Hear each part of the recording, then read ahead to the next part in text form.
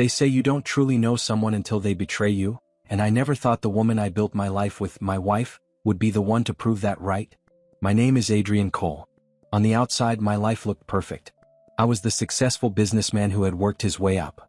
My wife, Natalie, and I had been married for over 20 years.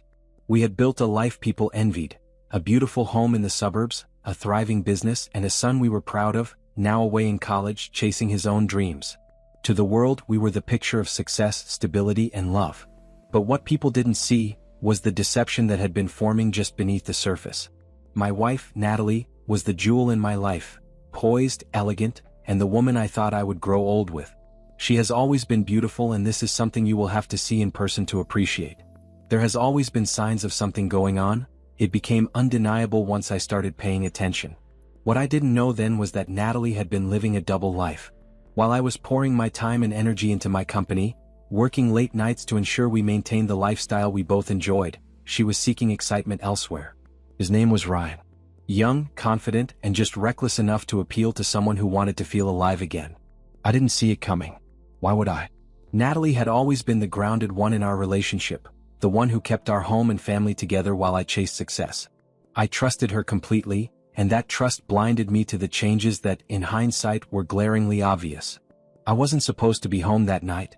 My business trip was planned for 4 days, but an unexpected cancellation brought me back early, just in time to notice something that didn't sit right. I arrived at our house around 9 p.m., tired but looking forward to surprising Natalie. When I stepped into the quiet living room, the first thing I noticed was the emptiness. Natalie wasn't home. At first, I didn't overthink it. Maybe she had gone out to visit some friends or run errands. It wasn't unusual for her to step out for a bit, and I figured she'd be back soon. So, I settled into my office to catch up on work, assuming she'd walk through the door any minute. But as the hours ticked by and the clock struck midnight, a knot started to form in my stomach. By the time 2 a.m. rolled around, I couldn't focus on anything else. My calls to her phone went unanswered, and I convinced myself not to jump to conclusions. Maybe her battery had died. Maybe she decided to stay with a friend. The next morning, just as I was starting to draft a message asking where she had been, I heard the front door creak open. Natalie walked in like nothing was out of the ordinary. She was dressed casually, her makeup subtly freshened, and she carried herself with an ease that made my concern feel almost ridiculous. "You're back early," she said, startled to see me. Her expression quickly shifted, though, into something too smooth, too controlled. "Yeah, trip got cancelled," I replied, watching her closely. "Where were you last night?" "Oh," she said with a casual laugh, waving her hand dismissively. "I stayed over at Chloe's. We got caught up talking and it got too late to drive home." Her response was too quick, too polished. Chloe, her closest friend, was always her go-to excuse when she needed a story to cover something up. I wanted to press her further, but a part of me hesitated. Was I being paranoid? Or was there something beneath her nonchalant demeanor that I wasn't seeing? Instead of arguing, I decided to let it slide. "All right," I said, my tone neutral. She gave me a quick kiss on the cheek and headed upstairs, completely unaware that my doubts were already taking root. I couldn't shake the feeling that something was off. Days passed, and one thing started to stand out: the way she'd keep her phone angled away from me when texting, and her increasing use of her phone when I'm around. They painted a picture I didn't want to see. I needed answers, but I didn't want to accuse her outright. If I was wrong, it could destroy our relationship.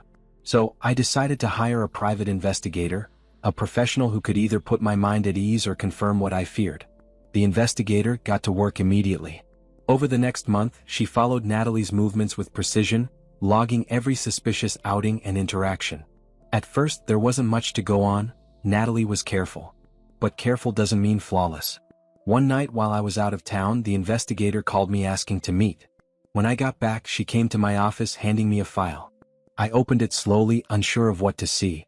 Inside were photos that would confirm my fears. There was Natalie, walking into a cheap motel on the outskirts of the city, arm in arm with a man I didn't recognize. They laughed together, their chemistry undeniable. It was undeniable. The woman I had built a life with, the person I trusted the most, was living a lie. I felt anger, betrayal, and heartbreak crash over me all at once. But instead of confronting her immediately over the phone, I took a deep breath and decided to stay calm. If she thought she had the upper hand, she was about to learn just how wrong she was. I got home earlier than usual and waited for her to get home, sitting in the dining table with the evidence laid out in front of me.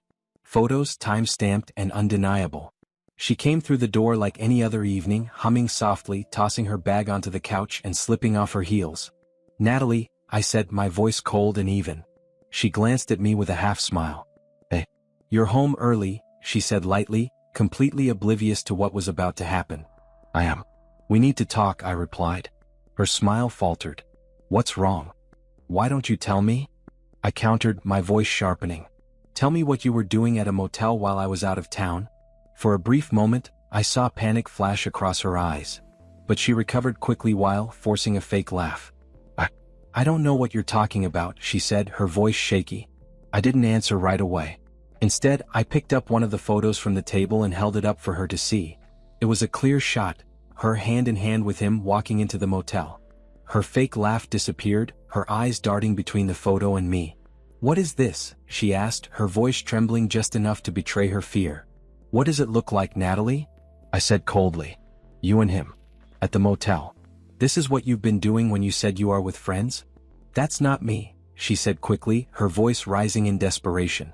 I laughed bitterly, shaking my head. "Don't insult me, Natalie. These photos? They're just the tip of the iceberg. I have video too. Are you really going to stand there and lie to my face?" Her face turned pale, and for a moment she just stood there, her mouth opening and closing like she was searching for words that wouldn't come. "This isn't what it looks like," she stammered, backing away a step. "Adrian, I can explain." "Explain?" I cut her off, my voice rising. "You're going to explain what? How you lied to my face. How you walked into a motel with another man while I was working my ass off for us." Her hands trembled as she tried to find the words. I was just meeting a friend. That's all. Do I look stupid to you, Natalie?" I snapped. "I had someone follow you there to get these. You think I am a fool?" Then, like a dam breaking, she started sobbing. I'm so sorry," she choked out. "I didn't mean for it to happen." She shook her head, her hands trembling as she tried to wipe away her tears. "You don't understand, Adrian. You're never here.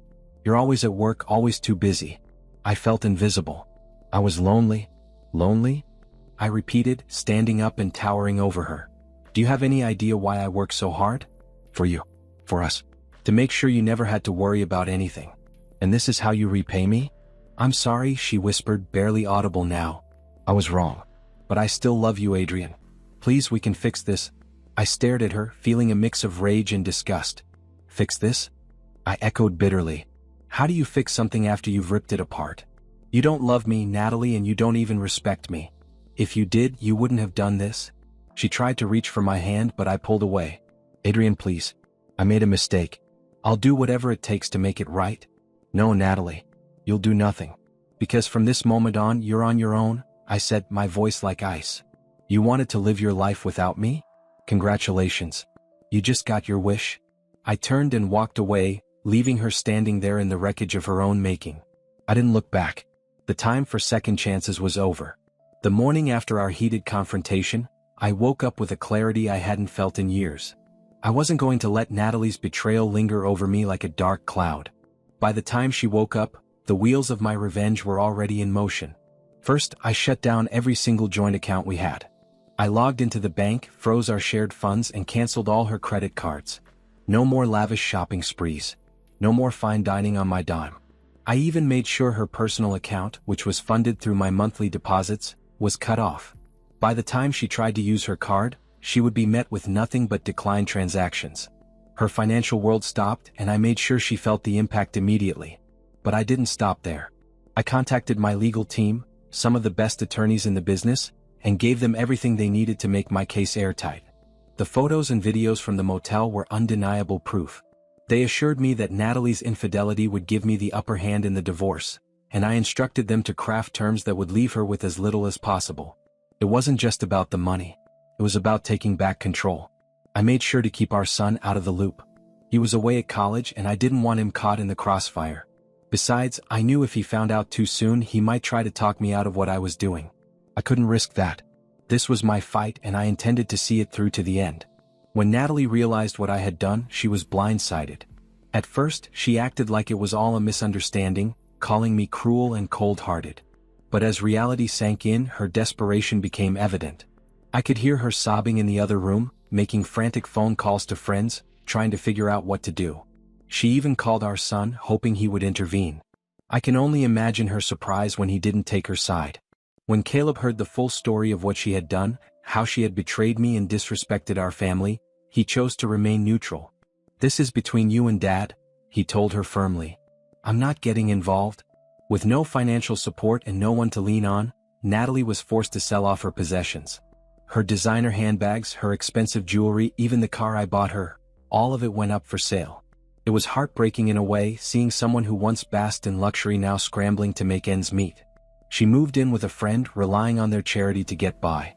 As I watched her life crumble, I didn't feel joy, but I didn't feel pity either. She had made her choices, and now she was facing the consequences. For me, this was just the beginning of reclaiming my life and ensuring that no one would ever take advantage of me again.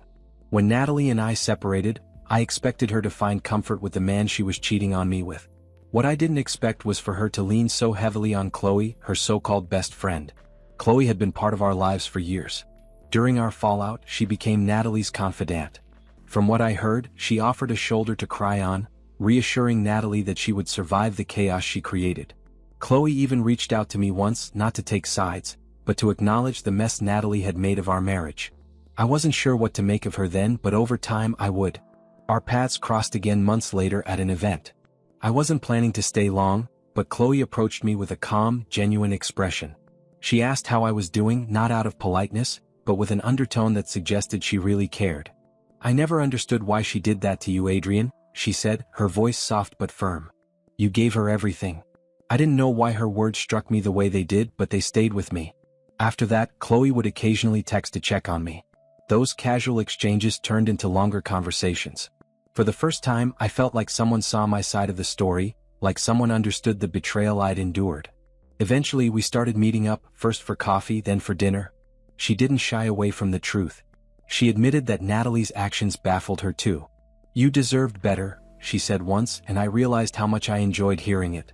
Before I knew it, Chloe became more than just Natalie's old friend. She became someone I could trust, someone I could laugh with, and, eventually, things got to a different level. I'll never forget the day Natalie tried to reconcile. She showed up at my office unannounced, looking smaller and more fragile than I remembered. For a moment, I almost felt sorry for her. Almost. "Adrian," she said, her voice trembling, "please? I made a mistake, a terrible mistake. But we've been through so much together. Don't throw it all away."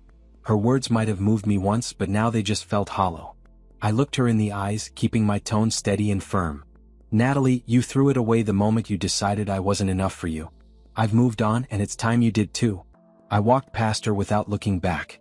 It wasn't just about rejecting her plea, it was about setting a boundary she could never cross again. Looking back, I don't regret my choices. Natalie destroyed our marriage. I know it might seem cruel to some, but in my mind it was justice. Natalie needed to face the consequences of her actions, and I needed to reclaim my life. Some people say revenge doesn't fix anything, but in my case, it brought me peace. And that's all I ever wanted.